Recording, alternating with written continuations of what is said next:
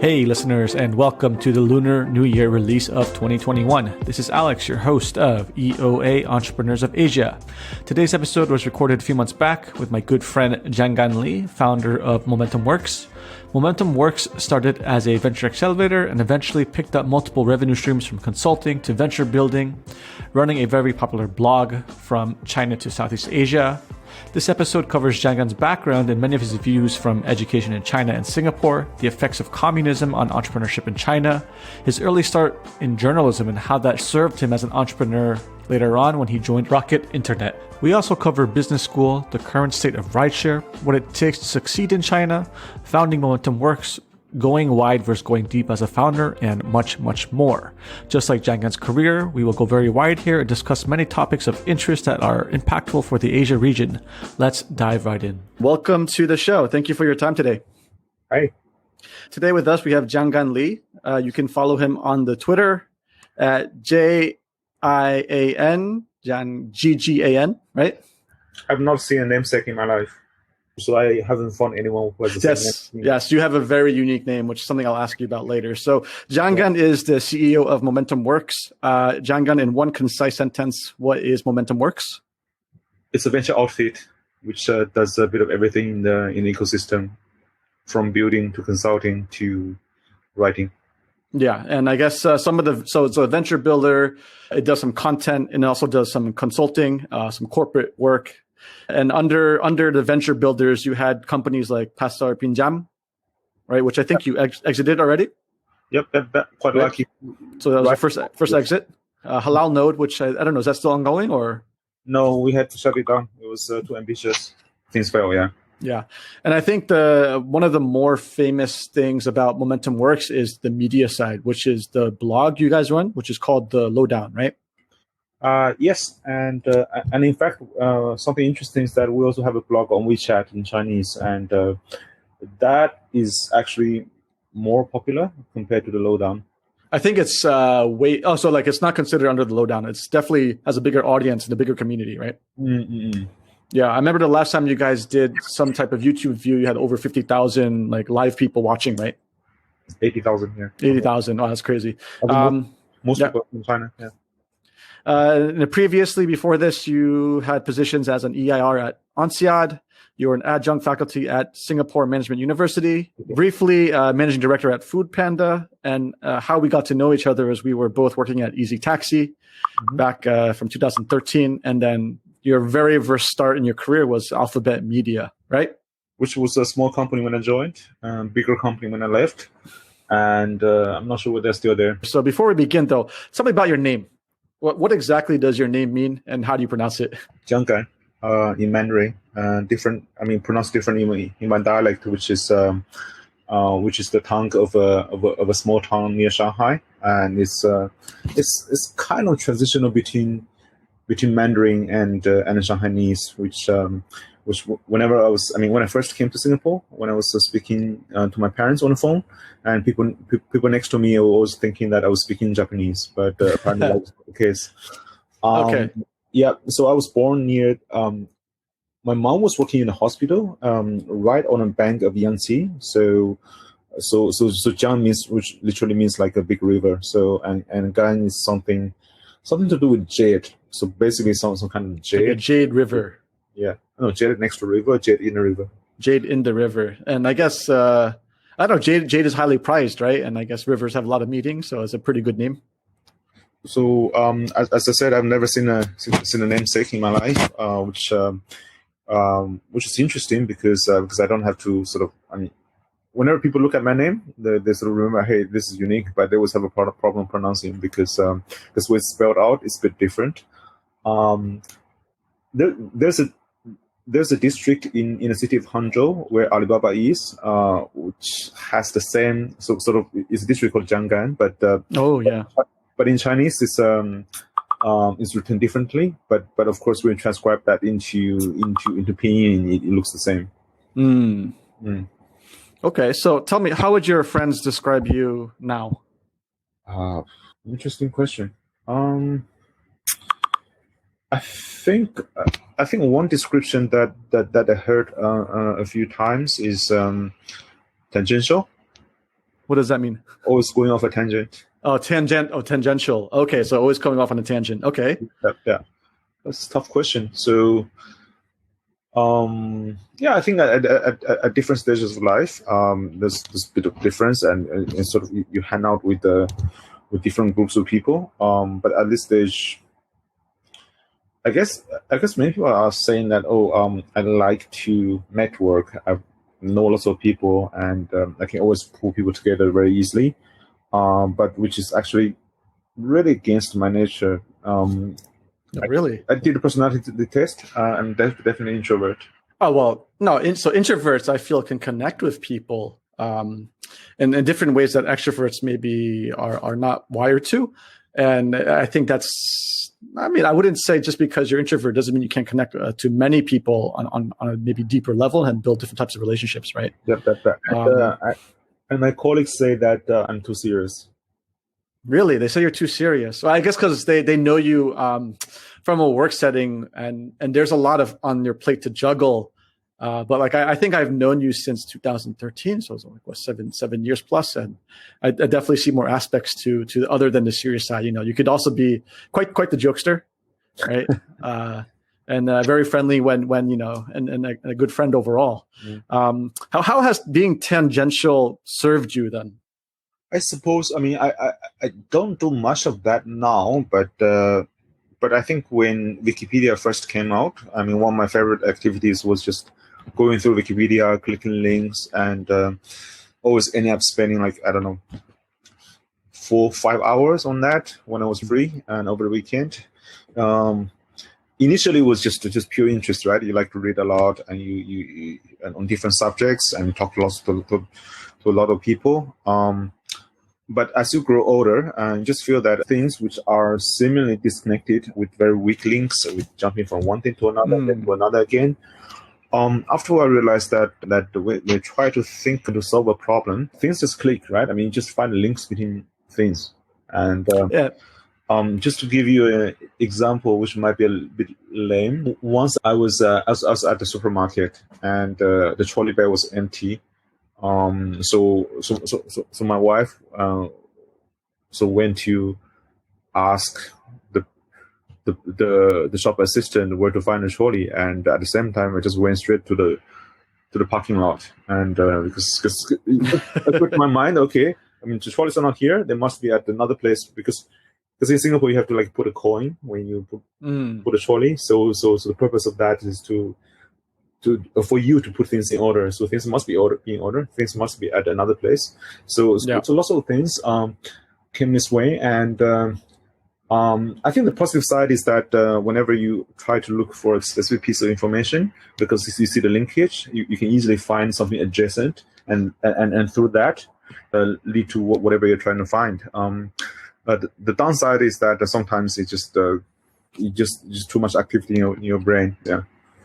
Definitely, it serves you as a founder, as an entrepreneur, going wide, right? Often, early stage in building ventures, you have to be a generalist, and you have to know enough to talk on the same level as experts to keep up with them, and sometimes even know as much as them. But it has to be across many disciplines to get people together to be a good leader for that type of venture, right? So I think in a sense, it helped you. Yeah, I think that point is actually quite important.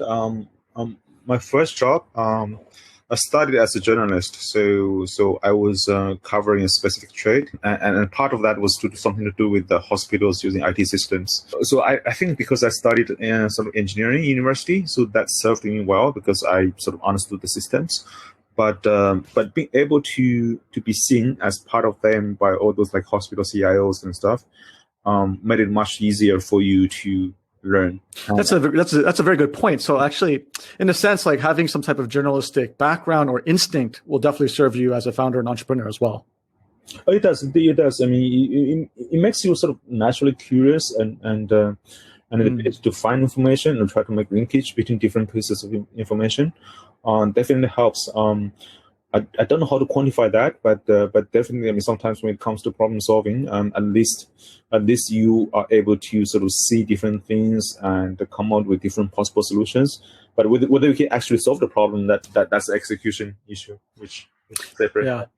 Execution, of course, is a different thing. And I would like to point out, Jason Calacanis, the famous angel investor in Silicon Valley, his background is also in journalism too, I think, and media, right? So I definitely think there's an overlap that's quite interesting. So I kind of want to go back now to, so I have a handful of friends that I'm probably going to talk to. And so the first person I talked to was Amy Chen. She's from Shanghai originally. And she told us about her time in communist China. So I don't think she has a monopoly on this. I think you have your own stories too, right? So you also grew up in communist China. Is that correct? I grew up in China, which was run by the Communist Party. Are you okay to reveal your age, or are we staying away from that? So, okay, I mean, maybe a more sensitive time, like 1989, when I was 6. Yeah. And that was when the thing happened in Beijing, right? The Tiananmen Square incident. So that was a time I was about to enter primary school, and I remember there's like every day there's like gruesome images on TV and stuff. Parents got really worried, and they said things might be coming or whatever. And then like I think a year after, then you see the Soviet Union being dissolved, and it's just a huge air of uncertainty. I mean, before that, I know that there was an age like in 1980s where people looked for liberal values and stuff. But early 1990s, there was a sense of, I do remember when I was a kid. I mean, there was a sense of anxiety across the society, and things were starting to undergo rapid changes. And I mean, that was definitely rooted in, I guess, in a sense, the Cultural Revolution happened in the 80s, right? And that went far out, right? That went far out. And then I think, I guess the time you're talking about was the transfer of, I don't know how to pronounce his name, Deng Xiaoping, right? And then I think that's before, I guess, China cracked open and joined world trade, and things started to boom, right? Yep. The WTO definitely a major game changer. I mean, in my hometown, you see factories being built at a very, very rapid speed. And you see people getting rich, and people start buying cars. I think everything happened after I think it was 2001, 2002, after China joined the WTO, and everything happened very, very fast. And so at least when I talked to Amy, she was talking about hardships of having, like, you were allotted food coupons, and then of course she would like hoard them for herself. Like, were there hardships that you saw, or was your family just lucky to be better well off, or what was that like? Where's her family from? Which part of Shanghai? I'm not too sure. Pretty much Shanghai, somewhere in Shanghai. I mean, that's pretty broad and big. So I don't remember things being particularly hard. But probably, I mean, parents would have different concerns, right? I mean, my mom always told me that when she was young, I mean, 1950s, 1960s, it was much harder. And after the Cultural Revolution, generally things were on a positive trajectory. So every like 2 or 3 years, they can feel that visibly is better than 2 or 3 years before. I mean, in terms of at least the material wealth. And she was telling me that, I mean, all these people complaining about, like, things being hard in 1990s, and then nothing seeing things in like 1950s and early 1960s. Yeah. I mean, definitely different time periods. One thing that's interesting is that, I mean, I think that happens to me, and also happens to lots of friends working as entrepreneurs in China and outside China, but from China, is the people of my generation who grew up at least until high school and left after for university, etc. So their sense is that, I mean, when they were a kid, so they look at the education in primary school, everything was nice, communism was nice, even though that China was not practicing communism. And afterwards, I mean, when you go to high school, when you start receiving information from outside, you started doubting everything. You thought everything was a lie. Oh, wow, okay. And the world was not as rosy, especially in the late 1990s and early 2000s. There was lots of corruption. So you see things which are not as nice as they depict in primary or high school textbooks. But as you grow older, I mean, especially when you start running companies, you start to appreciate things that I mean, as the leader of the country, right? I mean, with the small stone, with Deng Xiaoping, they had to balance. I mean, it's not that, okay, you pursue a agenda that's morally right and things will work. You have to balance lots of different interests, lots of legacy, and and lots of people trying to pull you back. Interesting, this year during the pandemic, some of my entrepreneur friends in Beijing have all studied at the same time to read the works of Mao Zedong and how he started the revolution and strategy of creating like a strategic depth in the countryside before surrounding the cities, and how do you deal with like a much bigger and well equipped competitor, and this kind of things. I mean, they draw lots of like things that could learn. But I mean, it doesn't mean that things were morally right, but definitely, I mean, if you're in a position of creating a company, and versus, I mean, and in a hard situation versus, and then we are going against much bigger competitors. So there are lessons to be learned. I mean, it sounds almost very SoftBank philosophy. You could even draw parallels to like the U.S. elections of what we just saw. You can even compare, like, like what you said about how difficult and how big China is versus when you look at, Singapore and how small and how they made things efficient. It's just a completely different problem set, and sometimes you can draw parallels, sometimes you can't. So definitely, I think you're right. Looking back to the history, it's a lot of those lessons can apply in terms of strategy and entrepreneurship for sure. Yeah, but we look at people. I mean, your parents are originally from Vietnam, right? Yeah. I mean, if you look at a history of people who left the country at different periods of time, and their memory about country is different. Oh, very, very different. Yeah. And the perception about how the country is doing now is very different. Very different, and that depends on how much of what they held on to in the past and those emotions, and also their current ties back home. It's very interesting because a lot of my parents' friends would actually talk to me, talk to my parents and say, "Oh, why do you let your son stay in Asia? We left there, and what's he doing there?" And I think they don't realize that life is actually pretty good here. So what were you like as a child then? Like, who was Jianggan, and is he different from he is now, or is he pretty much the same?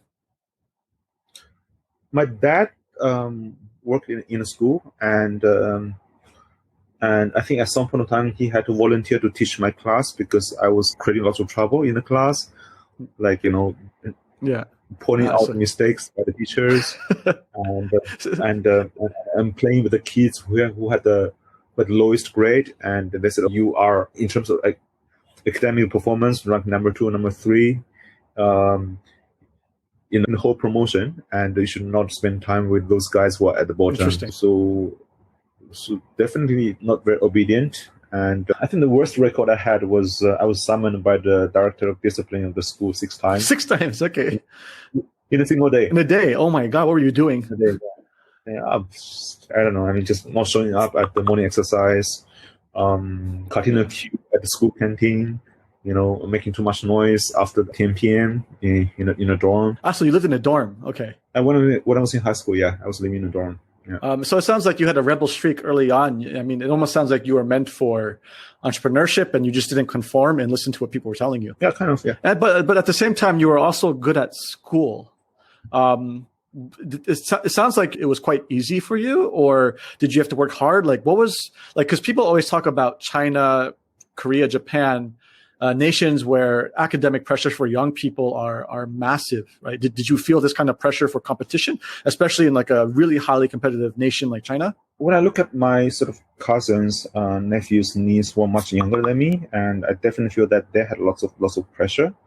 But in 1990s, when I was doing school, I sort of feel that the pressure was not that high, and also probably because my dad was working at a school, so I had pretty good exposure. So I do remember, I mean, a few times during the weekends, I was just hanging out with the school librarian. So he was showing me the books and taught me stuff, and lots of these things came sort of naturally. So I didn't have like work very hard towards that.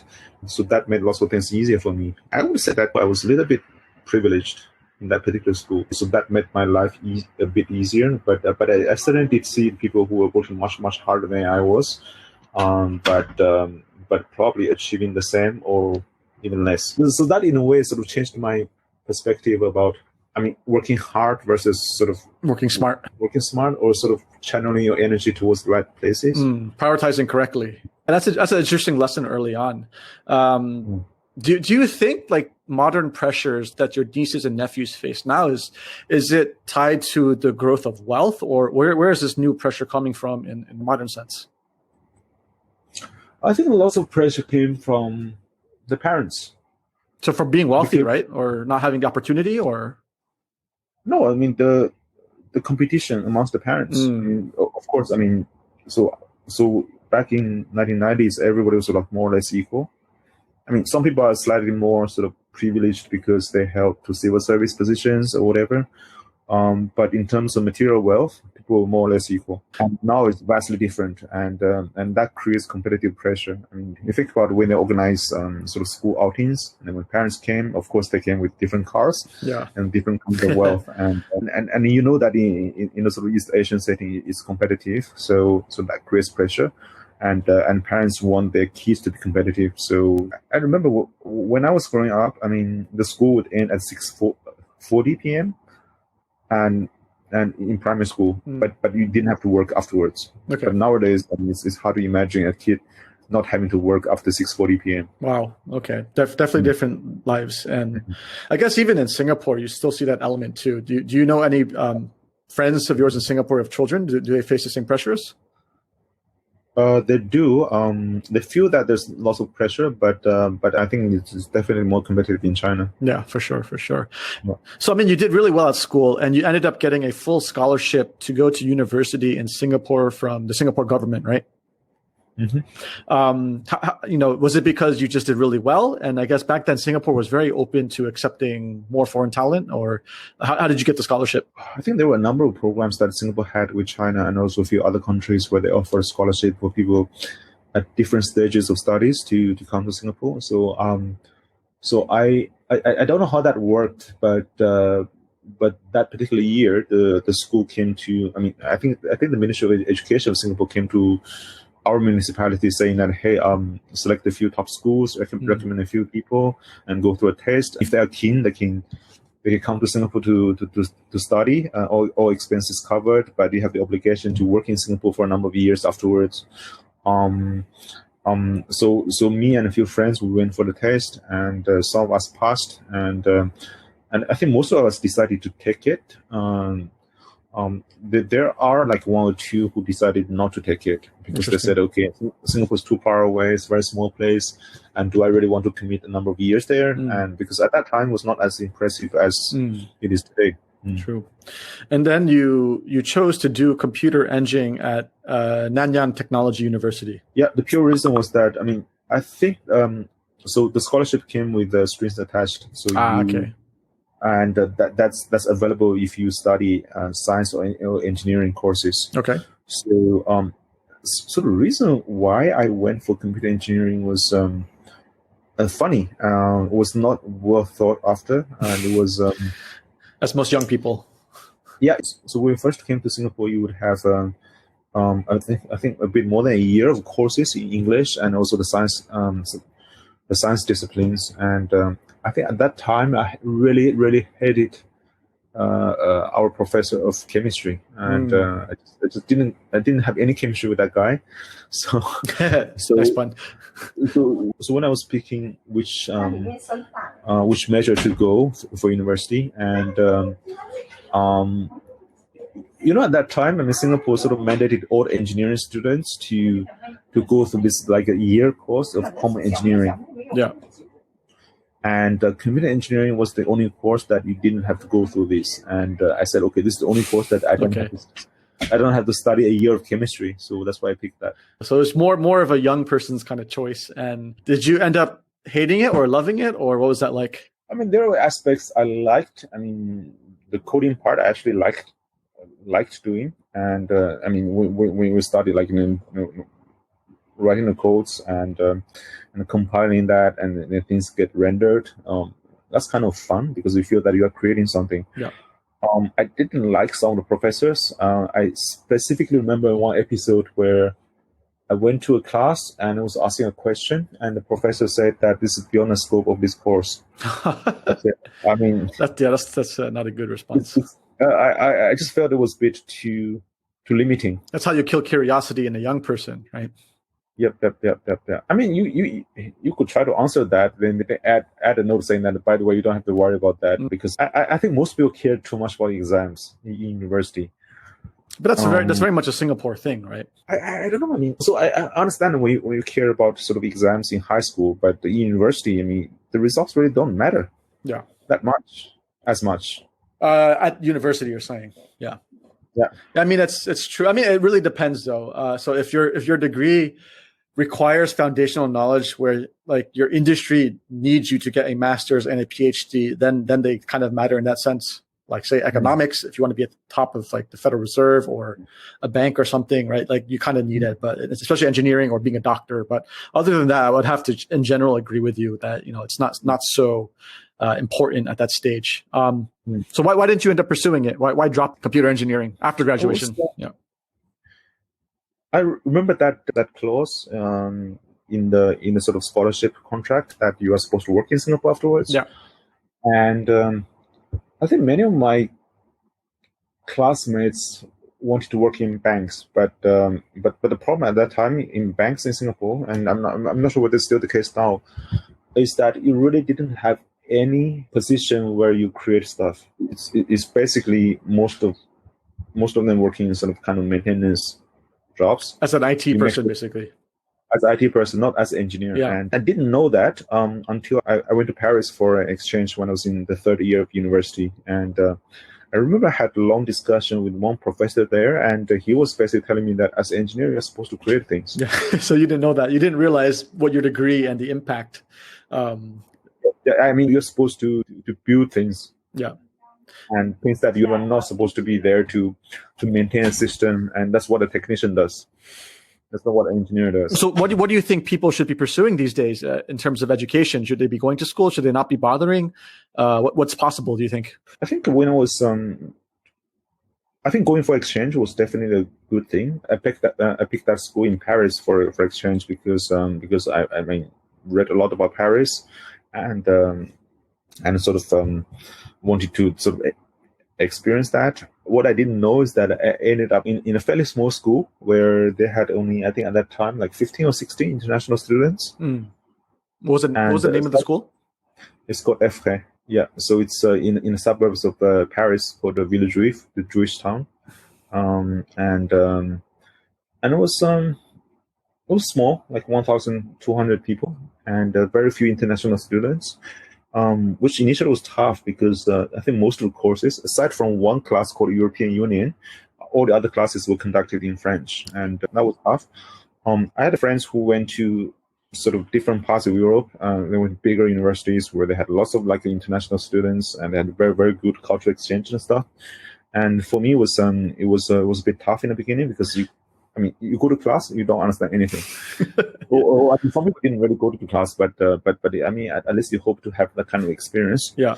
But after a few months, you realize it was actually cool because once you start understanding what's going on, you start hanging out with people who you previously couldn't have a conversation because at that time, I mean, the young French didn't really speak good English. Yeah. I mean, so yeah, it was good exposure, and I think now especially the universities in Singapore start to mandate, I mean, not mandate, but encourage people to go out to different places. And that, I think, it's a very, very cool thing. During my time, sort of most people would go to Canada, would go to Sweden, would go to the UK, and a few would go to like obscure places like France or Denmark. And nobody would go to Indonesia. So, but now it's much more diverse. I mean, we have people going to Korea, people going to Poland, people going to like smaller cities in China, and that gives people different exposure to see that the world can be very different. So essentially, are you saying then that you still think there's a really good value proposition for the current education system? I mean, the system is there, and it's almost like a game that you go through, and how do you play it, and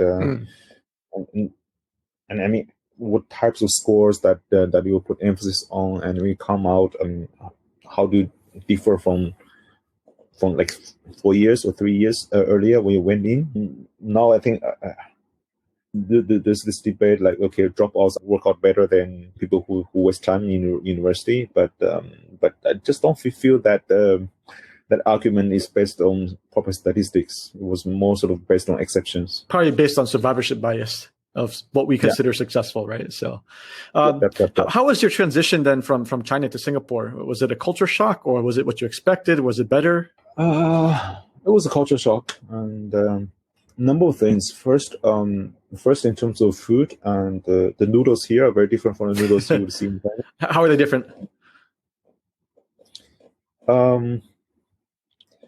I think back in my hometown next to Shanghai, and the noodles, I mean, would be similar to what you find in Japanese stores. So it's white, it's a bit smooth, and I think they put it in some alkaline water or something. So it has a different texture. Yeah, and different taste. It's just different. So of course it took a while to adapt to. And I remember one thing I was particularly not used to is the quiet Lunar New Year. I think Singapore banned fireworks a long time. Okay, so the New Year's was very quiet. New Year was very quiet, and that's also not something that I was used to. I mean, you're used to like playing with the firecrackers and stuff, and which I know is not safe, it's not environmentally friendly, but when you were a kid, that was lots of fun. Yeah, I mean, I think you can come over to Malaysia. It's still very loud for every single New Year, from Hari Raya to Deepavali to the Chinese New Year. It's legal in Malaysia. It's just how the law is enforced. Yeah, that's true. Yeah, that's true. So there was no really negative experience per se. Like, you weren't treated being, like a second class citizen because you're from China, or did you have any bad experiences there? I had like some bad experience. I had some bad experiences in France as well, and but once you have seen a lot more, and most of the experience was positive, you tend to sort of forget the bad experience, unless whatever you have is really, really bad. Yeah, traumatic. So that's, in general, it's just what you would expect from just shitty people, probably, right? Yeah, you see bad people everywhere. I mean, I go back to China and see bad people, just everywhere. And some people think I'm bad, so. Well, I guess that will depend on the context, right? So what does China do right that the rest of the world maybe gets wrong? Well, what do you mean? What do you think they do something better that people could learn from? China? Yeah. Oh, a lot of things. Certain things can be learned. Certain things can't be learned.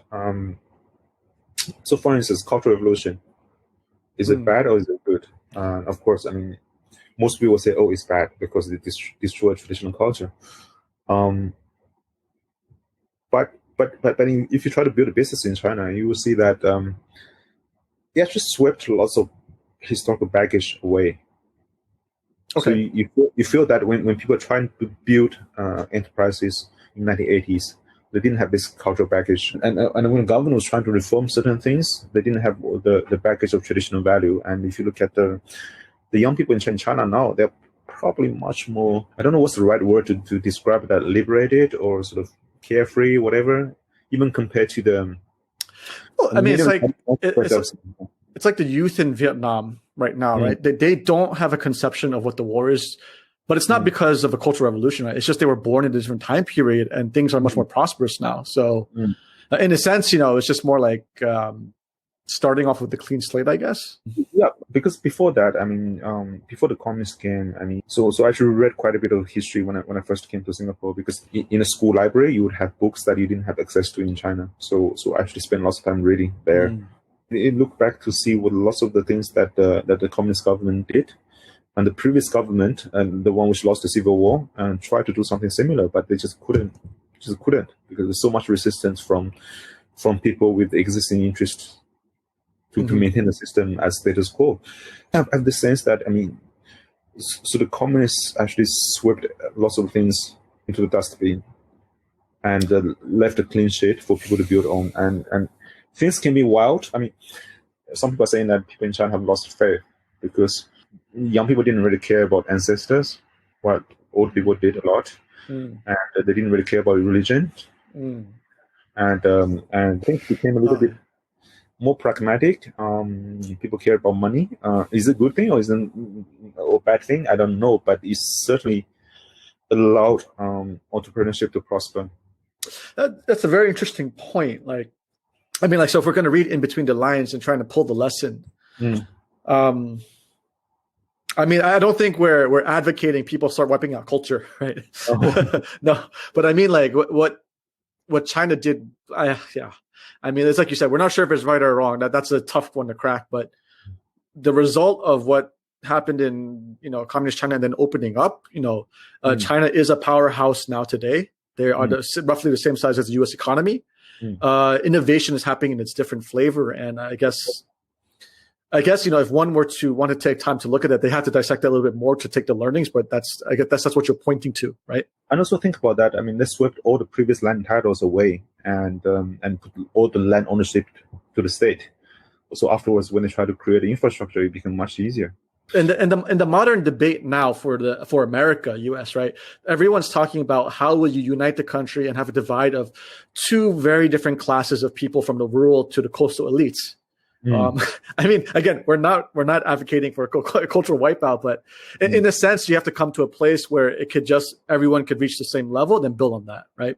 I do think there's a big divide between coastal China and rural China. I mean, I think it's going to be everywhere, right? It's even in Malaysia, except Singapore. Singapore is a city state, right?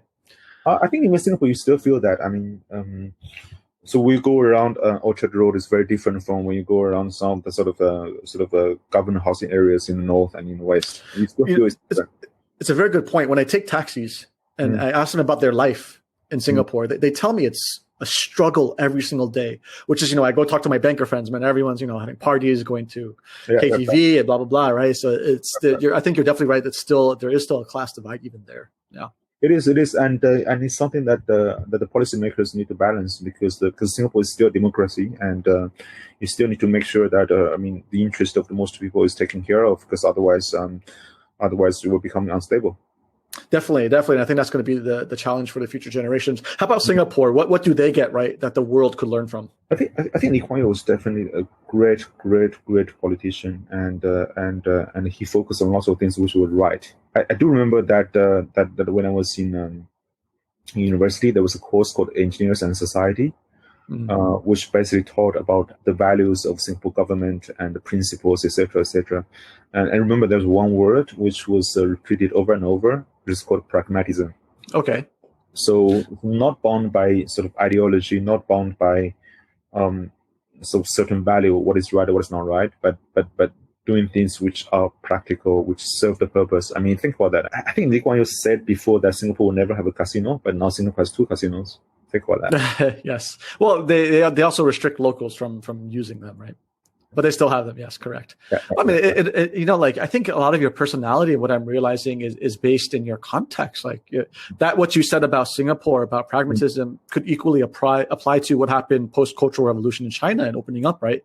It's about being more pragmatic and letting go of the ideologies of the past to make way for a future. And I guess Singapore comes from the same place where their future was massively uncertain post World War II, right? And they had to kind of navigate that and figure it out. And I guess that's their manifesto in a sense when they're teaching these things for the young. And I think do you think that's influenced you and your personality and your thinking?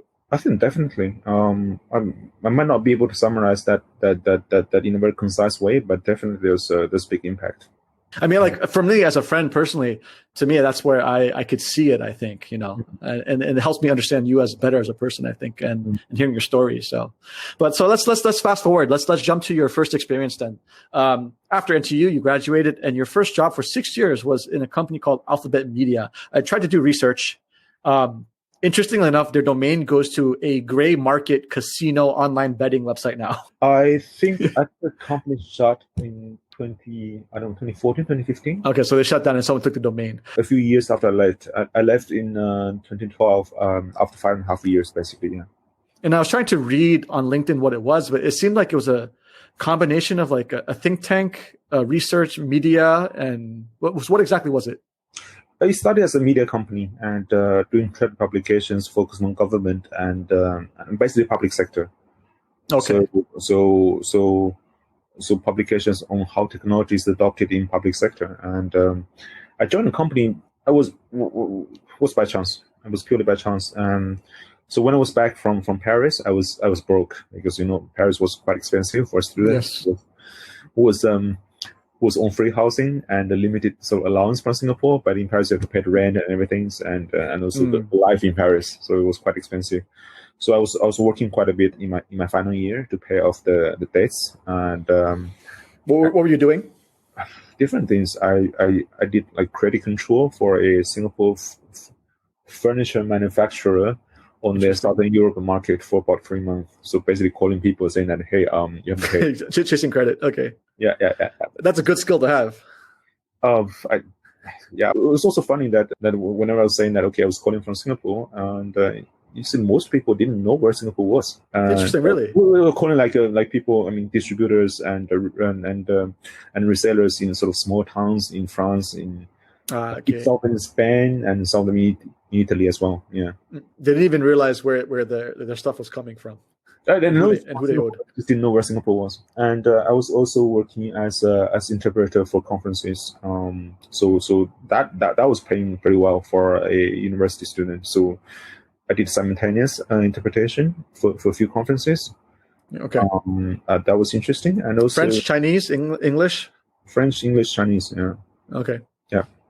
So it was fun, and one of the conferences I bumped into the founder of this company, and he just started. A guy from the UK who graduated from Oxford with a degree in history, and he was working sort of publishing, and he just started his own publication, and the team sounded fun, and he said, "Do you want to come and work and join us?" So I had a chat with a few people in the team, and that's how I ended up there. Yeah, and I think this is where you start to develop your journalistics chops, right? You start to focus in media, publishing, have to do journalistic work. And I feel like this was quite pivotal, because a lot of what I see in Momentum Works today probably came from this experience, right?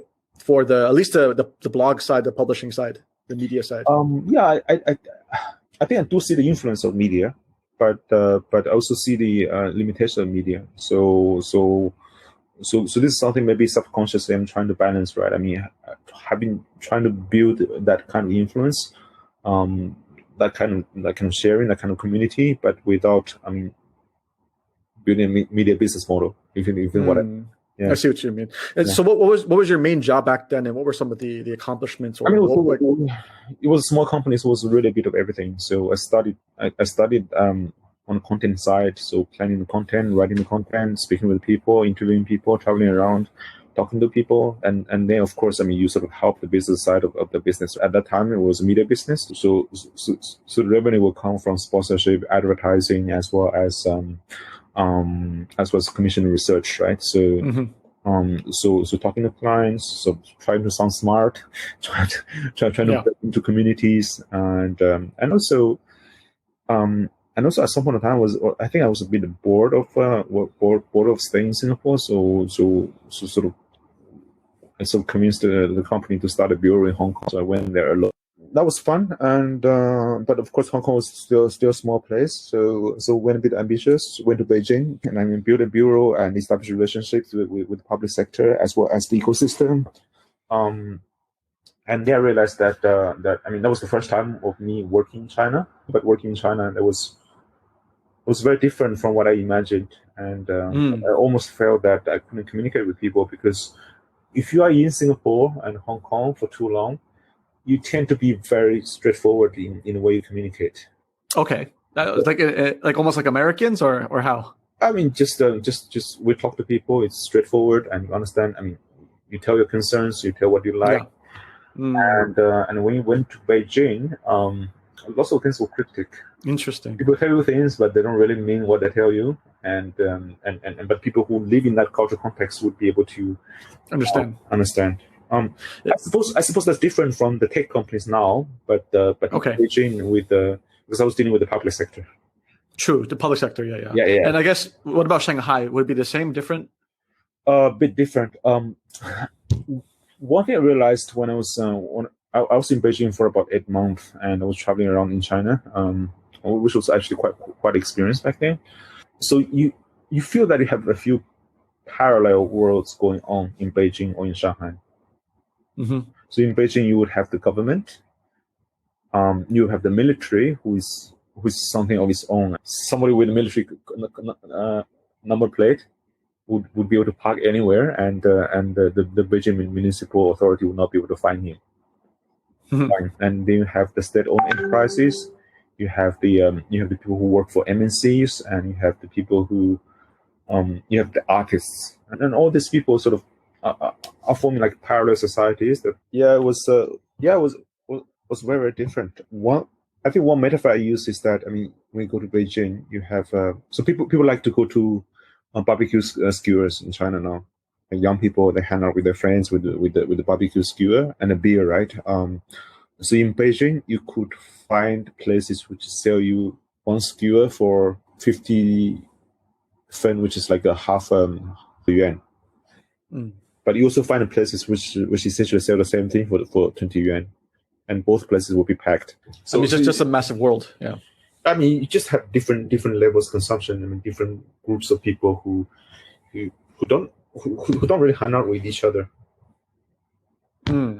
I suppose that you see that in some cities in Vietnam as well. We have very cheap places. We have very, very, very expensive places, but people sort of essentially are consuming the same thing. I think that's developing more. So one of my friends, her family, she helped launch and run this new coffee chain called Ru Nam Coffee, and that's essentially Vietnamese coffee, but instead of drinking on the street, it's like a fancy cafe essentially. And it really just took off. Like, I think the timing was right a few years back when they kind of launched it. But I mean, in general, it's very similar to other Southeast Asian countries where it's just very much street food.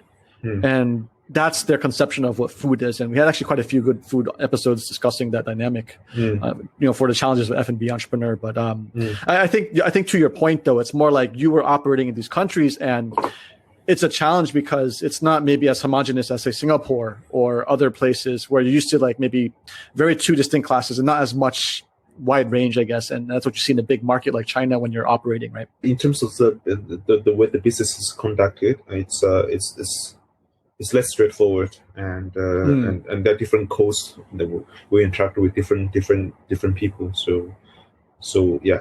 Is that why a lot of foreign companies fail when entering China? Famously, like Rocket Internet or other big companies in general. Why Walmart just recently failed, right? Or was that in Japan? Sorry, that was Japan, I think.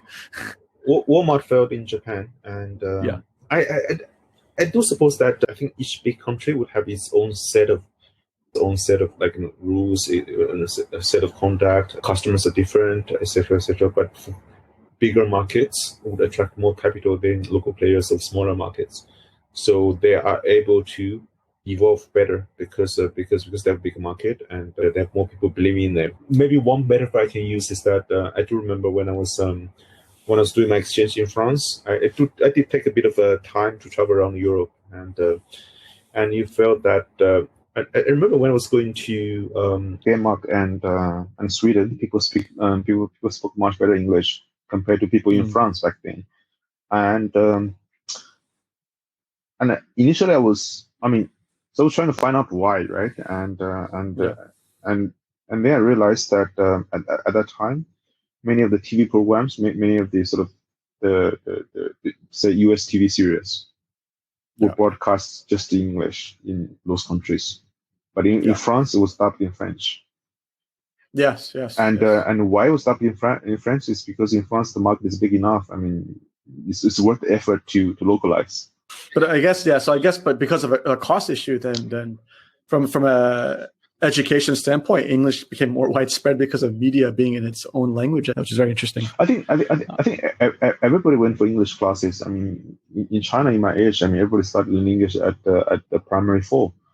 But because of the mass media, and I think lots of people of my age learned English through watching Friends over and over again. So I know lots of people who did that because if you watch things in Chinese TV and everything was dubbed. Also, let's go back to the main point then. Why do you think these foreign companies can't succeed in China? I think the same reason why Chinese tech companies do not really succeed in Southeast Asia. And I guess that's your point to exposure, I guess, right? Different contexts and not being able to adapt around that and just trying to apply their own context, which is like the whole point of talking about English in other countries. I think that's the starting point, but it's much bigger than that, right? I mean, so of course, it's much more complex than that. You would have issues of, for instance, when you start a business in China, and who do you installed as the general manager or country manager or CEO of that business, and that person, does that person come from a headquarters? Do you hire locally? And how much You hire abroad, yeah. And how much trust do you give to that person? And if that person comes and tells you that, oh, this market is very different, I have to act in my own way, how much do you trust him? And if that person has to interact with the different departments, I mean, if you say, for instance, American e-commerce company going to China, I mean, same as Chinese e-commerce company coming to Southeast Asia, right? And it's not just, I mean, the country manager interacting with the group CEO. It's logistics, it's payment, it's merchandising, and different teams have to work together. So naturally, you're not as fast as a team that's purely locally based, because they know, they sense things in the market, and also they're able to respond because everyone understands. I mean, just think your days at E16 trying to explain to the tech team in Brazil about certain market specifics in Vietnam. It's just hard. Yeah. It's just hard. I mean, because people are not there. They can't understand the problem the same way as you do. Yeah, I mean, and product as a result moved a lot slower at that global scale, which was very different from Zalora. Like, I felt Zalora was so fast, and like even though the product team was based in Portugal, I guess by nature that we were only focused on Southeast Asia, just made things ship a lot faster. We had a very good localized, even though she was Portuguese, she was localized to the markets, being based there, and could understand and translate very well. So I think that was a big difference and a big shock. You're right. So, are there any examples in China where there was a successful tech company that's foreign that's doing well? Microsoft, but Microsoft is different, right? It's a monopoly. Yeah, it's enterprise sales. Yes, correct. And I think Uber did relatively well, at least in terms of return, right? They managed to merge with Didi at much higher valuation, even though it probably fell short of the ambitions of Travis Kalanick, but still, I think in terms of return, they did pretty okay. I mean, even in Southeast Asia, I would argue like they're. I mean, like, it wasn't tenable, I think, if they were going for IPO and profitability, but like the strategy to retain equity and swap equity, well, very smart. For companies being successful in China, nothing can give them nothing that stands out, right? So that's a very interesting point. Of course, cynics and other people argue is because the Chinese government is protectionist, and there's got to be an element of that. But I guess it is possible. Like there are some brands out there, I bet, that probably could succeed. I guess. I feel that the Chinese government is less protectionist than these days than most people think. Because okay, imagine how much they gave to Elon Musk for him to build a business of Tesla in China, subsidies and everything. That's a good point. Yeah, that's a good point. And like the first time I went to China was in Guangzhou, and I was so shocked to see so many Tesla charging points everywhere. And strategically, it makes more sense for the Chinese leadership to turn Elon Musk into advocate for closer business ties with China than shutting him off, right? I mean, it's if much bigger strategic goals behind it. But of course, I mean, when it goes down to the provincial and local level, the officials there might not see things as strategic as the central leaders. Yeah. I mean, a common narrative I hear is that if you want to get to a unicorn status, the government has to give you a stamp of approval. Is that true to a degree, or what do you know? I think depending on what kind of business you run, right? I mean, if you run a sort of news business in China, news aggregator, and of course that's much more sensitive, much more sensitive than if you're running a e-commerce business. I don't think Amazon ever had a much sort of discriminatory treatment from the Chinese government, and I think they were competing with Alibaba on a fairly fair ground. But of course, I mean, for companies like Google and Facebook, so it's naturally more difficult for the government to allow them to give the same level of information access compared to what they would do in the West. Why is that the case? What is the fear, or because it's not reciprocated? Like if I feel if like Baidu or the maps company in China wants to go to the US, they could just set up and go, right? I think it's something to do with the complexity of governing that country. It's complex, and I think recently there's this article, social media post by the by the former foreign minister of Singapore, and he said he was in Xinjiang many years ago, and and actually it's interesting that he wrote that on social media or in an article.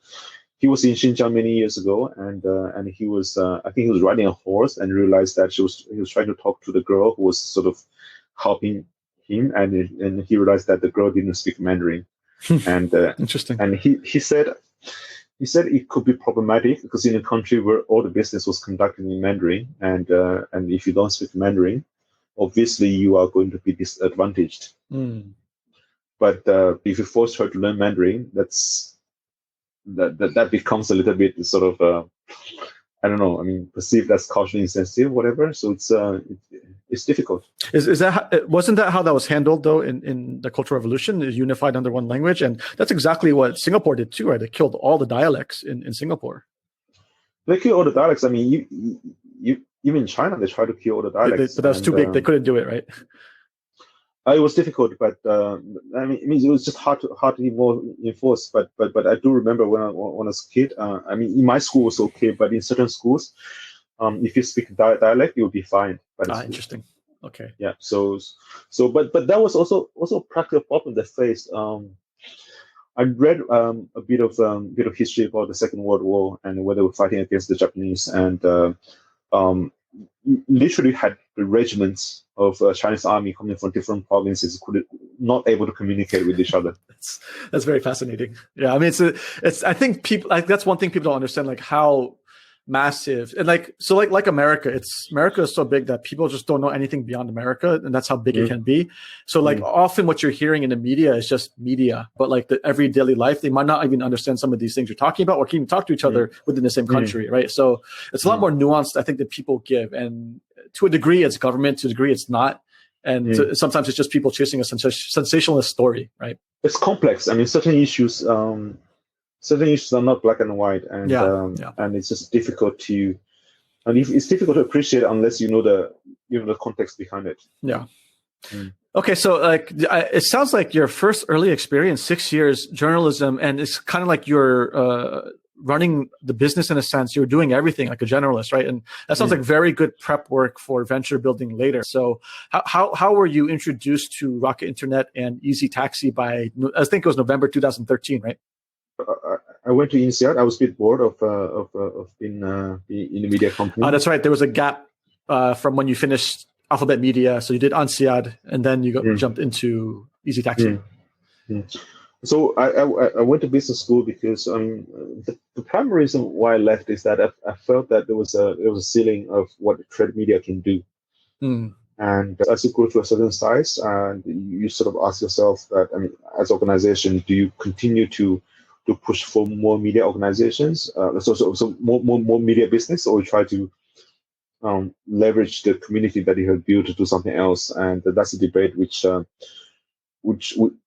went a bit to the dead end, and I was a bit bored because after it had grown to a certain extent, the growth kind of plateaued. So it became less interesting. So I left. I went to business school and spent a year there. When I was graduating, I had this friend who was a Brazilian guy who was basically living next to me in the next house, and he was saying that, hey, he knows a guy called Rodrigo Sampaio, who was he knew Rodrigo. Yeah, he was working I think he was working at McKinsey before INSEAD, and Rodrigo was his mentor. And he said, oh yeah, they have a business which is coming to Asia. Do you want to give it a try? I mean, that's how I got into it. And to be clear, Rodrigo Sampaio was, I guess, the right-hand man for Oliver Samware, Rocket Internet for Latin America, basically. So he was the MD for Latin America, ran all the ventures. Okay, so and then you said you were interested in, and then did you meet Dennis, the CEO of Easy Taxi, back then, or what was happening? I think I had 3 calls. I had one with what's his name, Jose Sheliga. Okay, he was the COO at the time, very shortly, right? Yeah, and I had a call with Dennis, and then I had a call with June. Because June was the one who kicked off Easy Taxi, from episode 2. Yes. June was already there, so how was your call with June? What was that like? Well, it was all right. All right. So he just gave you like no surprises or anything. Like Kasiko's story was that he talked to June the same day he was forced to come in and start working. No, no. I mean, I think at that time I was just exploring. I was not fixated on this. And after I spoke with them, I actually went back to China for surgery. So I disappeared for 2 months. Oh, interesting. Okay. Yeah. What was your conception of Rocket Internet back then? Like, what did you know about them and what were you thinking? Not much actually. But most of my friends, they said, "Oh, the company has really, really bad reputation." We go to Glassdoor's already existed by that time, and if you look at the ratings, it's 1.5, 1.8, 2 out of 5. So it must be a horrible place. And to be honest, I mean, I remember for me as well as lots of people fresh out of sort of business school, you try to change what you were doing before, but you don't have you don't have a fixed idea of what you want to change this to. Interesting. Why is that the case? Why do so many people go into business school without the purpose, right? I would think business school case makes a lot of sense if you know what you're going to get out of it. But it seems like people go in, they come out, they still have no clue when they come out. I think many people go there to find out. And then they find out they don't find out anything. Yeah. Or they find out what they had, what they thought would make sense, did not really make sense. Okay. So there's some positive outcome for some people, I guess then. Yeah. I mean, it's exposure. It's exposure for you to meet with different people, learn about things, and change your perception about things. Yeah. Okay, so here's an interesting question because I think out of our network of friends, you are probably more famously like this amazing networker with a vast networking and who know a lot of people deeply from all types of industries and wakes of life, right? But a lot of the argument people talk about of going to business school is they go to acquire a network. Do you think this is true, or do you feel like no matter what, you would have had the same network because of who you are without business school? Well, I think business school doesn't really change you fundamentally as a person. It sort of reinforces your strength, and I don't think it fundamentally changes you. So essentially, no. Yeah. So you will see people. I mean, if you're going to business school and coming out, they don't become transformed, but they become empowered. Interesting. Okay. Yeah. Kind of like finding your feet, I guess, in terms of business and reinforcing some concepts, right? Yep. But what were the best parts of Rocket Internet that surprised you? I think just a bunch of people, young, reckless, and very, very true. Yeah, and trying to build things, trying to break things, and communications were super straightforward. You have like interesting metrics to play around with, you have budget to play around with. So yeah, I think it was fun, and I would imagine that people who were put in positions of Rocket, say, a country CEO would have much more fun than people who are put at a different role.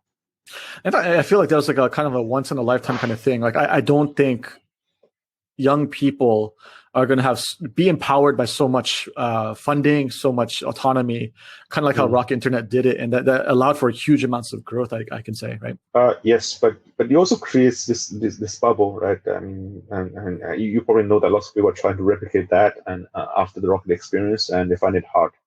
Yeah. So what were some of the worst aspects, do you think, then, of Rocket Internet?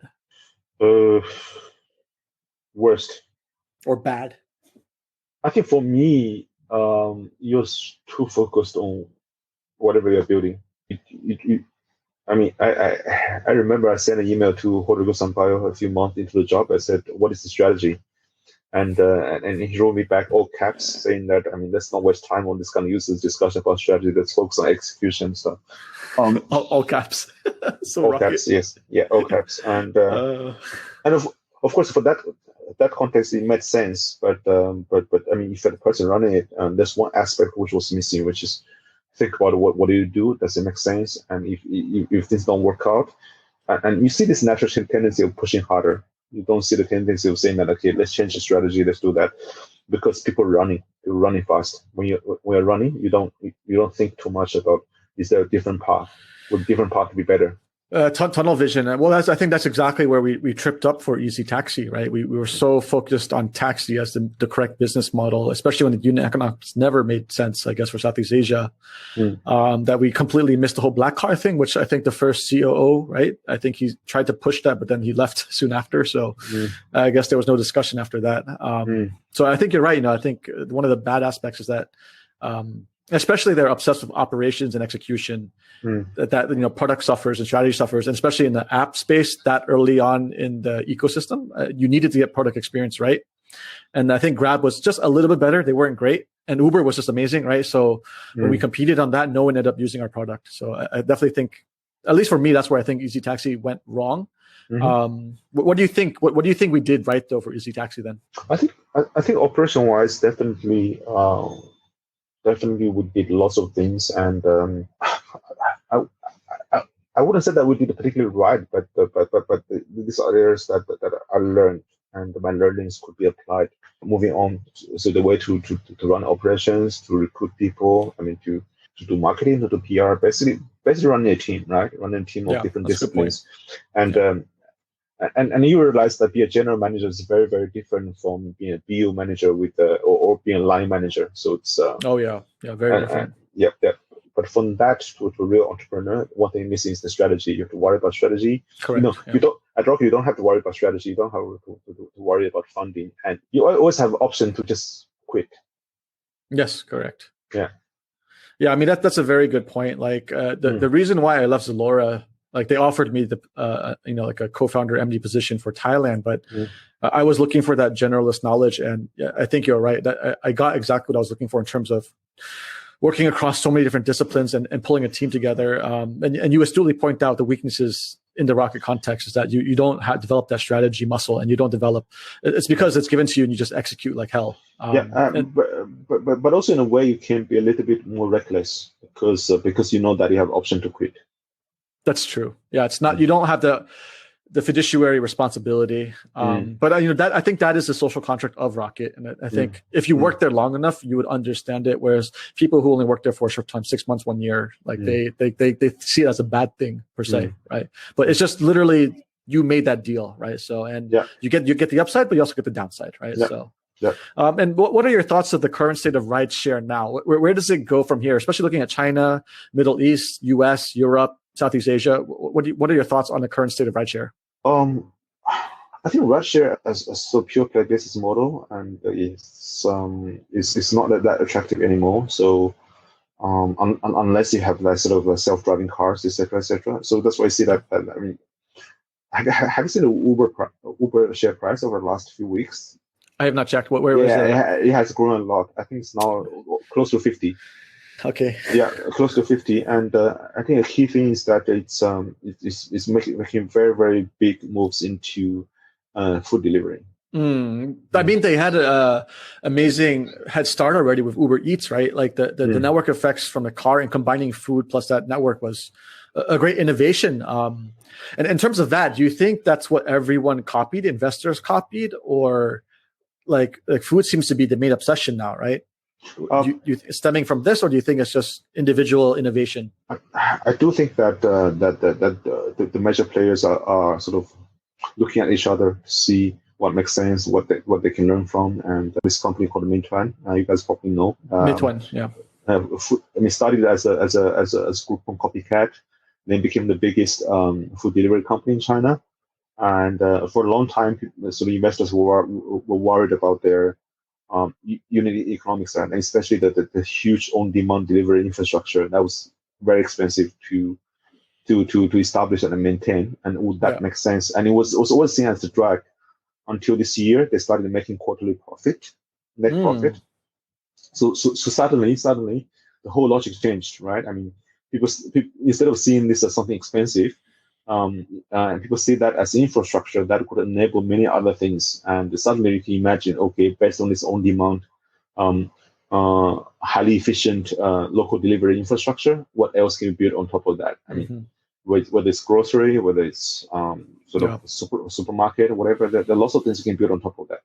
So I mean, essentially, what I'm kind of trying to understand is then you're saying that rideshare in itself was always just a Trojan horse, except for the exception of autonomous cars, right? If that's pulled off, then it becomes valuable, right? And it's reflected in share price currently. But if not, like if you're in the rideshare space, you have to innovate beyond that, because rideshare in itself is just not going to do it. And everyone just kind of poured in billions and billions of dollars to build the infrastructure to build on it, right? I suppose not everyone knows that this infrastructure is for something else. It's not just for rideshare. I mean, just purely rideshare is not that interesting. Yeah. What are your thoughts around California Proposition 22? Do you know the legislation or no? Roughly, but not in detail. Yeah. The general gist is that all the companies like Uber, Lyft, DoorDash, Postmates, they've put a ton of money to lobby this new piece of legislation where they would be exempt for giving gig workers benefits as employees, right? So basically, I think they're trying to pass that in California. So what are your thoughts around that? Because I know that Asia is always going to be far behind, but like if this gets passed in California, we will see how different governments around the world also react, right? In terms of how gig economy workers are treated. I'm not very familiar with the labor dynamics in California, or generally the sort of employment trends, but I suppose that each country you have to look at things differently, right? I mean, you have countries where you have a large labor force, I mean, coming from the countryside in the city who have been doing informal jobs, and you also have, I mean, places where people sort of choose to have informal jobs for flexibility. So I think that has to be evaluated. I mean, so for instance, in Southeast Asia, I mean, the reason why people to choose to be a Grab driver or a food delivery rider is probably different from the reason why people choose to become a food delivery rider in Indonesia. I don't know, man. I've talked to rideshare drivers all across Southeast Asia, and I mean, there are at least some common threads. Like people just love the flexibility, they love the no contract, and they love that they can make more money. It's either that they're out of a job and they can make money, or they can make more money than their other job, right? And I think that's a common thread almost across Southeast Asia for every driver I talk to. I think I do believe that from society point of view, I mean, having stable employment is always better than doing random jobs. Yeah. And a stable income would allow you many things. Will allow you to save. I think people who take like rideshare more seriously are probably working that as full-time job. Yes, correct. That's right. I mean, at least in the case of Malaysia, their stance has always been to push regulation, right? So all of the e-hailing drivers are required to be licensed. They have to pay an annual license. They have to get checked, right? They have to follow SOPs. I'm not too sure about other countries in Singapore, but like if that's the case, it feels like this is going to be a part of the cost structure going forward. I feel like if more regulation comes, but I'm not as familiar in other countries. I think as far as regulation is concerned, I'm less of a fundamentalist, like what is right or what is wrong, but I'm sort of more of a pragmatist. I look at any particular piece of regulation, what's the short-term and medium-term and long-term impact on different players impacted by this regulation. I mean, the labor force, the employers, the economy in general, and they decide what's right for the country. And I don't think there's one size fit all. You're right in that sense, but as a business owner, and if you decide to participate in a gig economy, if the cost structure is too high, you have to start looking somewhere else, and that destroys maybe a viable industry if it wasn't as regulated, right? Yep. But I guess that's the point. Yeah. And also, I suppose at different stages of the development of the industry, I mean, the regulation probably needs to be adjusted to sort of nudge the industry towards the right direction. But I think in reality, it's quite hard, right? I mean, even if you look at the financial regulation, you see this huge episode with what happened to Ant Group, and people tend to put things in a simplistic way. So what is right, what is wrong? But how do you balance sort of innovation and risk control? So it's not something that you have a fixed answer. It's something that's dynamic. Yeah. So for our viewers who don't follow Chinese news as much, what was the gist of what happened with Ant Financial Group? The company was going through IPO. Then Jack Ma made a speech criticizing the regulators, and the IPO was called off. So and that was supposed to be the biggest IPO ever in history. And then what is the effects of that? Do you think businesses in China are now looking somewhere else because of that? They didn't realize how much power Beijing had, or what do you think is going to happen going forward for businesses that look to IPO in China? I think people need to understand more about what's really going behind, and it's much more complicated than what you see on the surface, right? I mean, Yeah. So you have so the main revenue profit of Ant Group comes from these lending products. Yeah. And it's mainly targeted at young people. Mm-hmm. And when young people take a lot of leverage, is that a good thing for the society or is that a bad thing for the society? And it's hard to say. Yes, that's true. And sometimes, I mean, this is something for the regulators to balance, and sometimes it's not easy because, I mean, the thing about regulators is that if you don't regulate, and people saying that, okay, and the companies are reckless, creating instability, they're creating risk. And if you regulate too much, you are stifling innovation. So it's very hard to find a balance. And I think this is something that's always dynamic. But I think for this particular episode in China, I would suggest you go and read this article by Reuters about the stories behind it. That will give you a picture of what exactly happened. On the Lowdown Momentum Works blog, right? No, it's a Reuters article on the. A Reuters article, okay. Yeah. Maybe I'll link it to the description. Yeah, and okay. we blogged about this as well, so we have our perspectives. And maybe it's worth a read as well. Definitely worth reading the Momentum. I mean, I feel like a lot of people are watching that and value the opinion. So the people should definitely check out the Momentum Works Lowdown blog. So I want to skip ahead. I'm going to skip this one section. Let's go straight to Momentum Works then. In your view, do you view many Rocket Internet alumni as too risk averse at heart? Or how do you think about that? I think Rocket gives you adrenaline rush, but still, I mean, the same as I comment about business schools, it doesn't change you as a person fundamentally. So, but and the type of profile they end up hiring, do you think they end up are the right kind of mindset profile in person? Because, like you said, it doesn't change you much as a person. But do you think they will be suited for entrepreneurship if you're a Rocket alumni on average? I think on average, from appetite point of view, you I mean, it's much harder for you to actually go and work for a corporate. Let's put it that way. That's fair. Yeah. And I guess so. And that kind of feeds into the story. You finished Easy Taxi. You did a little stint at Food Panda. What was the impetus and the main idea behind starting Momentum Works then, being a Rocket Internet alumni almost 5 years ago, back in 2016? I think lots of things were not planned. It just happened. So. And for the better or for the worse, it just happened. So when I left Rocket, and I was basically consulting for a few friends' companies in different places. I was in the Middle East briefly, and etc. So one thing I did a lot in 2016 is to expand my exposure, because I mean, back to the point we mentioned, right? I mean, you're so focused on your business, you're so focused on your KPIs, you don't know what's out there. Correct. And you don't know who are the VCs, you don't know what other businesses have been built outside your sector or your sort of adjacent sectors. And just I think just to spend time just going around checking out different stuff and yeah. I remember from 2016 for a few years, you were just literally flying every month, right? You were to a different country. And I guess this was part of the outreach and learnings, right? You were meeting with friends, VCs, investors, entrepreneurs, founders across the world, right? Just going around to see what was going on, and also I think spend quite a bit of time sort of back and forth between China and Singapore. I think 2016 I was going back to China almost once every month for a week or so. So just so many things happened. So I guess out of this idea, I guess coming from Rocket Internet being a venture builder, having consulting projects, I guess that kind of formed the foundation of what Momentum Works is now, right?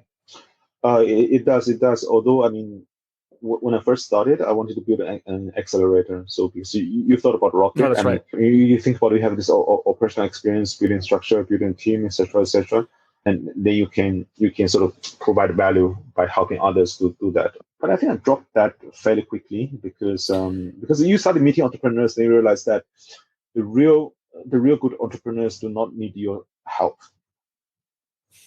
That's a very good point, because I was listening to a podcast with Michael Siebel, the CEO of Y Combinator, and he says the best way to get into Y Combinator is that you're gonna succeed no matter what, with or without Y Combinator, and those are the people they accept, right? So I mean, the same thing is said about business schools, right? I mean, why do you go to a business school? You go to business school for the reputation, for the alumni network, yeah, and for the access, but it doesn't change you fundamentally. I mean, if you So I mean, essentially what you're saying is like you felt you couldn't add value. Like, just so you're telling me, like, if you're a founder who's not going to succeed, you can't.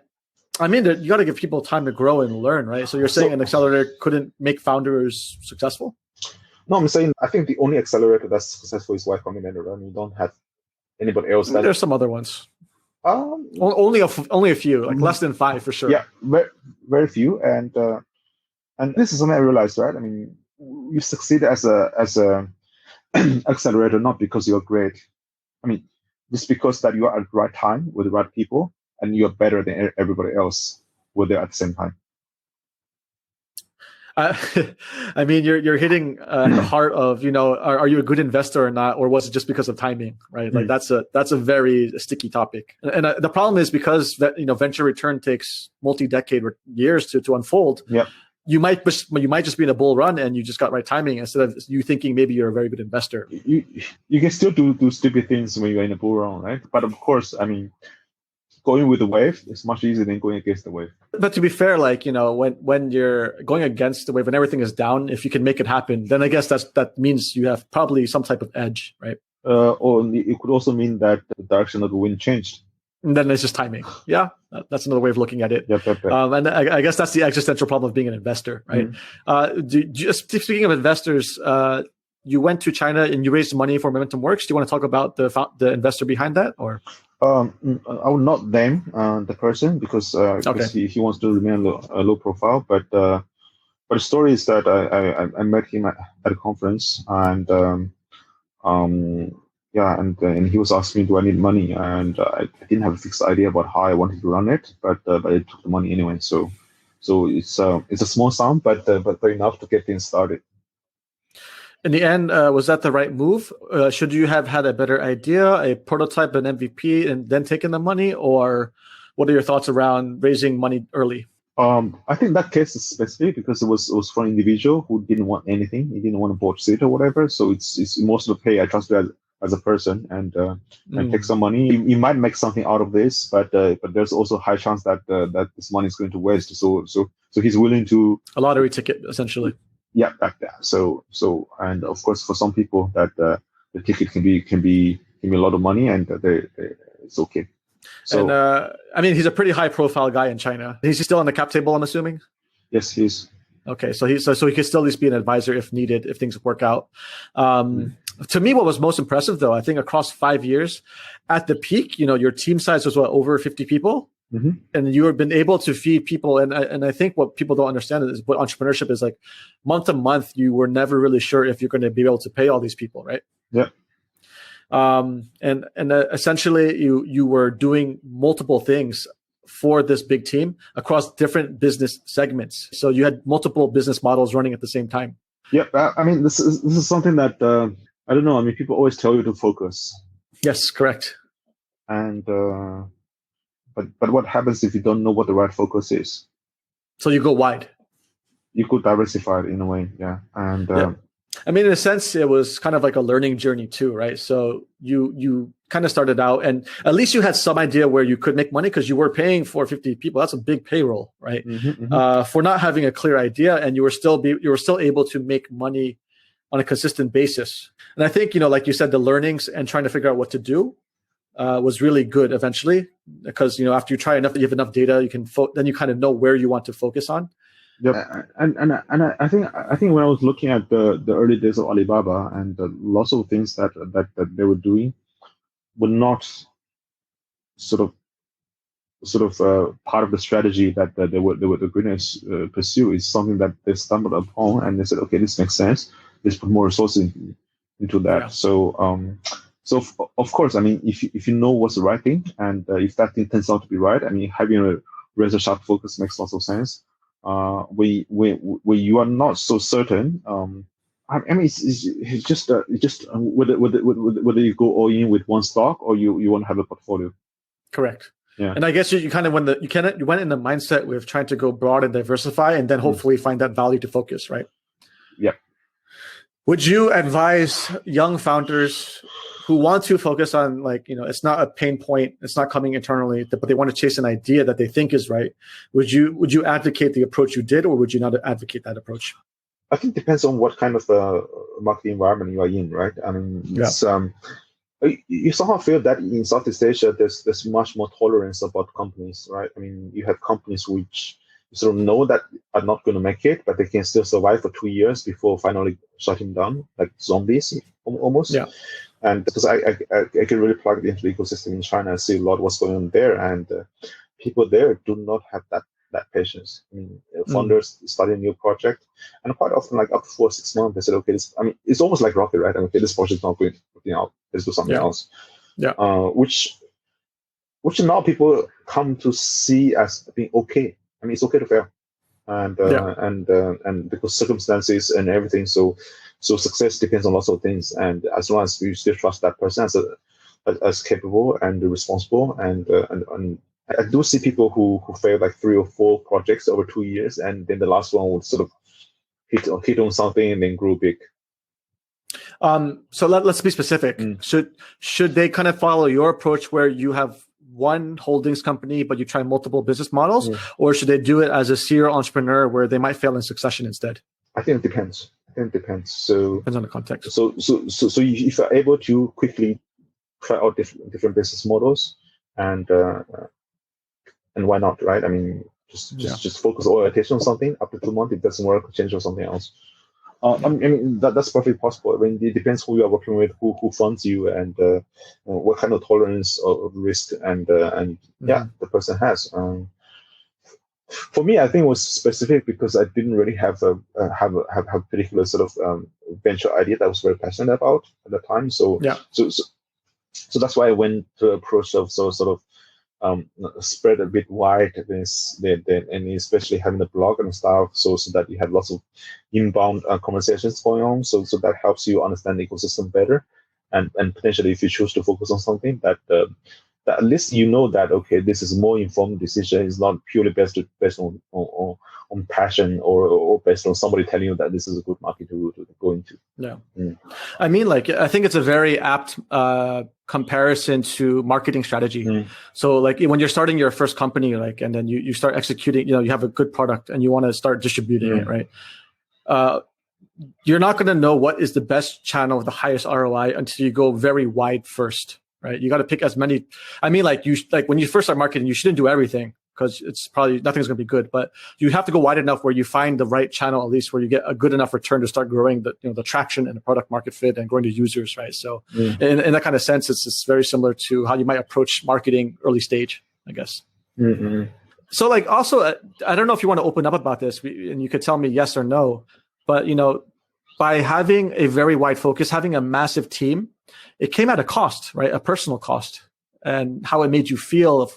And it was very stressful, right? Do you want to talk about that experience or no? Put it that way. So when you are a founder, you employ people, you convince people to join you, and you sell a dream to people, and people who otherwise have a better job, more comfortable job, and especially people who give up their corporate jobs to join something, and the mistakes you make, right? The mistakes you make, it comes at the personal cost of those individuals, and sometimes it's their fault, sometimes it's not. I mean, but you can never say it's entirely whose fault, right? I mean, it's circumstances and temper, whatever. So you almost always end up like turning some friends into non-friends.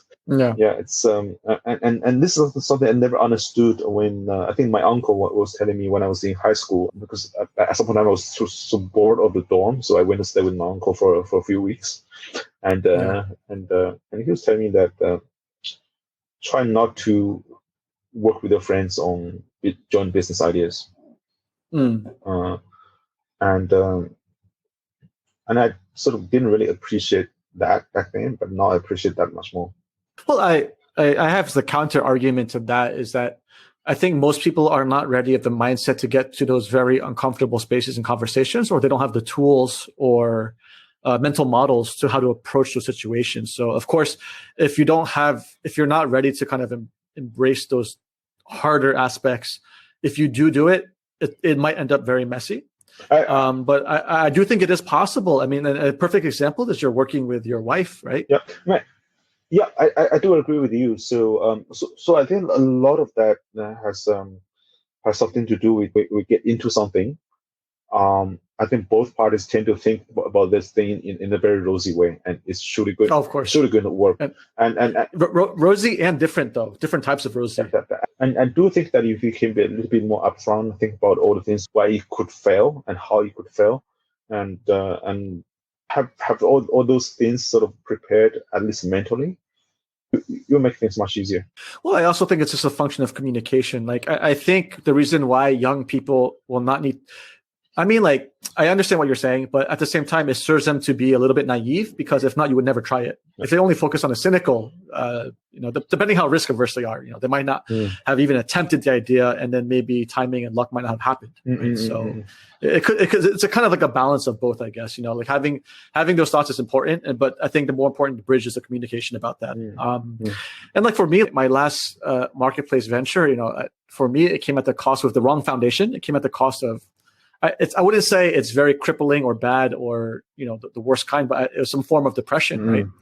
And it just was very heavy when things don't work out the way it is after working 3 years and we believing in an idea, but it's just not set up right. And then I don't know, did you feel any depression too? And if so, like how did you work through it and get past it? Sometimes you do feel that at moments that you feel that the whole world is going against you, and you feel that the perfect storm is coming to you, like everything you do is wrong, and every external factor sort of conspires against you together. So you do feel that. But again, just like when you are investing in stock market, right? I mean, we see the first big dip, you get really sort of anxious, nervous, stressed, or whatever. Yeah. But when you see it again, you say, okay, I've seen it before. Yeah, that's true. So essentially, what it's experience, time. I mean, it's almost like we see a major challenge, and you're bound to feel bad about it, and your friends are going to try to get you out of it. But unless it kills you, otherwise you'll be out of it. And when you see something similar, you know how to deal with it. Yeah, I mean, yeah. If it's not something clinical or something bad, I think time, maybe space away from it. Talking to other people, getting support, I think trying new experiences will definitely help pulling you out, right? And I think, that's what happened. Momentum Works. You guys were really big, 2-3 years in, 50 people, and you had to, kind of you finally found value where things might have a glimpse of really being big potential, and you kind of had to scale back and refocus, right? Well, I would say that it happened a few times, like ups and downs, and you made a bet into something that it works or it doesn't work, and you have to make decisions, right? And if it doesn't work, you have to repurpose the people working on this project, or let some people go, or have that difficult discussion with the investors who put money with that specific project. So really tough. Okay, so the last topic I want to talk about is maybe your network, right? So, and I think your network has been a huge asset to Momentum Works. You have been able to build great relationships across countries, across industries, and a huge range of people. And I think a part of the challenge was learning to figure out how to reap value from it, build business models around that. Is that correct? In a way, is that I mean, you spend lots of time sort of talking to people, helping people, and trying to learn from people, and also sort of trying to share with people what you have done, and what's the value of that, because you can easily spend lots of time on it. So what you're saying is you have to be doing something. You have to be solving some problem, and then only you can reach out to someone, right? I mean, there has to be some value, right? I mean, either emotionally or practically, that the person you interact with, I mean, they benefit from this relationship. So let's say you start a new idea, new venture. You have something of value. how do you go about approaching someone to get them interested to talk to you? Because most of the time you're just meeting up to talk with people, and people don't advise that unless there's really something tangible for both sides, right? But it seems that to me like you're always meeting up and talking with someone, and you end up becoming friends, which then it becomes a lot easier because it doesn't always have to be about a mutual exchange, right? Because sometimes you don't know, right? And contacts you make or sort of a knowledge that you acquire, might not be immediately useful. And then if you a few years later, when you were trying to do something, say, okay, I should know this person who can help you on that. I have multiple experiences of us trying to assess something. Then should realize, hey, this person I know will be an expert on this, and that person can give me a very, very quick lowdown about this, and that's going to help me make a better decision. And I suppose, something similar is that when you're running a team, we don't have a position available. Do you keep recruiting? Do you keep interviewing people? And that's a lot. That's one thing founders really don't get. Young founders may not understand is that a huge portion of your time early on should always, like, in a sense for you, it's like just reaching out and building a network. But at the same time, it could also be used as a recruiting pipeline, right? I actually don't reach out as much nowadays. It's basically people reaching out to me. So You've created a platform where you got inbound, so that's great. That sometimes can be a burden, right? If someone asks you for help, and you need to say no because it's beyond my capability, or I don't have the time for that, etc., etc. But having that kind of breadth of things that allows you to see different things and meet different people, quite often change your perception when we deal with problems. As long as it doesn't become your full-time job, right? It's something that's on top of what you are doing, and you spend some extra time on it. So the way I view it is that earlier on in your career, you invested an inordinate amount of time, especially after Rocket, to kind of reach out, learn, solve problems, and then kind of build those connections. And then, if you do that enough early on, then it can pay dividends later. Because I guess these days, what percentage of time do you still spend reaching out and meeting people? Less than half. That's still a lot. Yeah. Yeah. So that's probably a lot more than I expected. Than you said, because you said you're barely doing that these days. But I guess if people want to build a powerful network, you have to put the work in. You have to create something of value. You have to, it's a matter of just trying it out and reaching out, and then you're not sure if it will pay off or not. But it's about building that relationship, and then I think later on the dividends will come, right? Yep. And also I think sometimes we don't put we do not try to measure everything. Of course. Come a little bit more naturally, and it's easy for you to see clarity. Yeah, you're not obsessed with just that KPI that you need to pursue. That's a good point. You always have to look more broadly and see the things that may pay off later and further down, not always immediately. For the last question, then, what do you think? Like in today, what is the most absolute imperative of what founders, entrepreneurs, investors should be focusing on in the Asia region that will have a great impact for the near-term future? It's a big topic. If you look at Southeast Asia, it's very different from China. It's very different from India. And if you consider Middle East as part of Asia, it's also different, right? So it's a good point. Let's pick one country or one region then that you think that's most interesting. I think just where we are, like Southeast Asia, right? So last few years, you see lots of entrepreneur activity going on. And quite often the infrastructure was not ready, but now you have the infrastructure which is more or less ready for that. For lots of things, and I do believe that there are lots of things which can be built. There's still lots of problems to be solved. So I believe that there are opportunities. There are obviously enormous amount of challenges, right? Finding the right people could be very challenging, but. So in terms of supply and demand, I think what I'm understanding, it's probably better to be a builder and a founder at this point in time. I think it's definitely easier to be a founder than being an investor. I'm inclined to agree with you. I think at this point in time, Southeast Asia is very exciting. I think what we've done for the past 10 years have built this big foundation and infrastructure across all our networks. And you're right. I think the opportunity now is just getting more and more interesting, where we start to mature. And it's a good time to be a founder, essentially, is the answer, right? I do believe that for young people, you should always put yourself in a situation where there's growth, right? Either growth of the sector, the growth of the company that you're working, or the company you are starting, or growth of the economy in general. Yeah. Okay. So the last thing then is, is there anything you want to plug or anything you want to tell us that Momentum Works is working on? And how can people reach out to you if they're interested in connecting with you? Well, yeah, I think one thing during COVID is that forced us to slow down, to think about, different things that we have done and what makes sense, what doesn't make sense. How do we communicate to people what we do, right? Previously it's always people coming to us saying, hey, can you do this? We can, or we can't, or maybe we can. Yeah. So now I think we get quite a bit of clarity. So we're still building, I think I will always have like one which at hand that I'm putting my time and attention on. So from Momentum Works point of view, so we do content. That's our blog. Just check it out. The Lowdown English and what's the website? We also have it's tld.momentum.asia. Okay, TLD stands for the Lowdown. tld.momentum.asia. Okay. Yep. And we also started like a research team to put all these disparate pieces of information together to try to make sense. So they've come out with a few reports this year.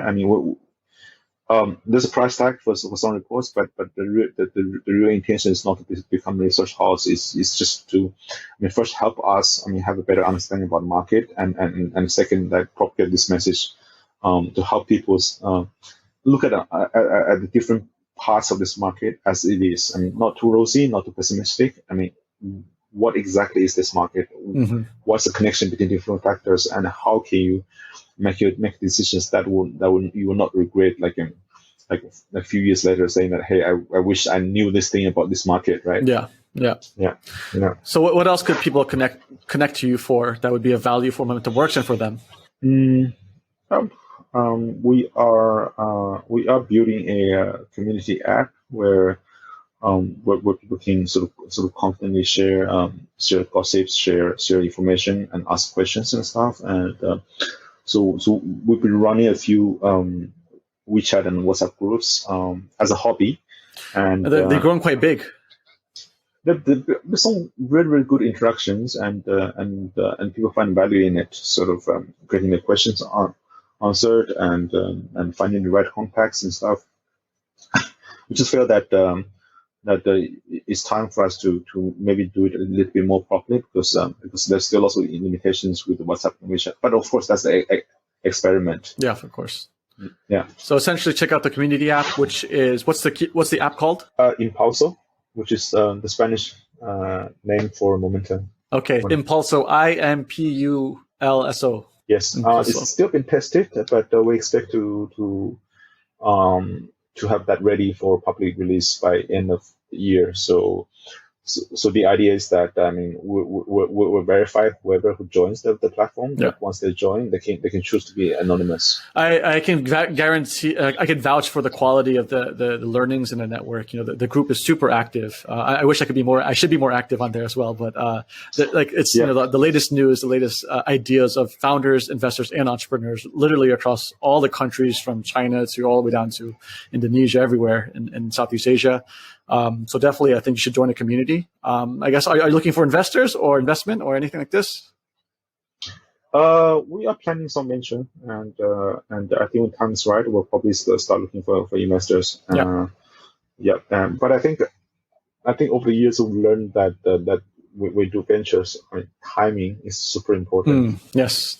And quite often you don't want to be the first mover that spends all the effort to educate the market without being able to occupy the market. Which means you need to raise a crazy amount of money, and if you can't do that, you probably just help someone else educate the market. Put that way, if you can't sustain your momentum, then you will see others leapfrog. Yes, because you've helped validate and get the early cohort, and then they have the resources to take over, right? You have so many examples here in Southeast Asia. Yeah. Okay. Well, I think that's a great place to end. Thank you for your time today, Jianggan, and I hope you enjoyed the experience. It's been a pleasure. Okay. Thanks, Alex, for hosting. All right. Thank you. Hey, listeners. Thanks for listening to another episode of EOA. If you enjoyed this content, please rate and review on all your app stores and share it with your friends and family. All the engagement and sharing helps us a lot. feel free to contact me at alex@entrepreneursofasia.com to give some direct feedback. What have I learned this episode? If you listen very closely, the theme of going off tangents and being extremely pragmatic have served Jianggan well along his journey of entrepreneurship. What can be seen as a weakness can be honed and mastered into a strength if one is mindful of it. I also learned that China is a massively complex beast, and it's very hard to have a one-dimensional view without considering the full ecosystem and its stakeholders. Just like a good journalist or entrepreneur, always consider the other viewpoints and data before coming to conclusions. Even though things may not be clear, you can still find a path, just like how Jianggan did in founding Momentum Works. While it's contrary to some advice, people will always ask you to focus first and find real pain points, Jianggan has shown a different path of going wide and then later discovering the focus along the journey. I think not many can pull this off and survive and thrive for as long as Momentum Works has in this kind of method, but the older I get, the more you realize there are many types of paths to success. See you guys back here for next week's episode. EOA out.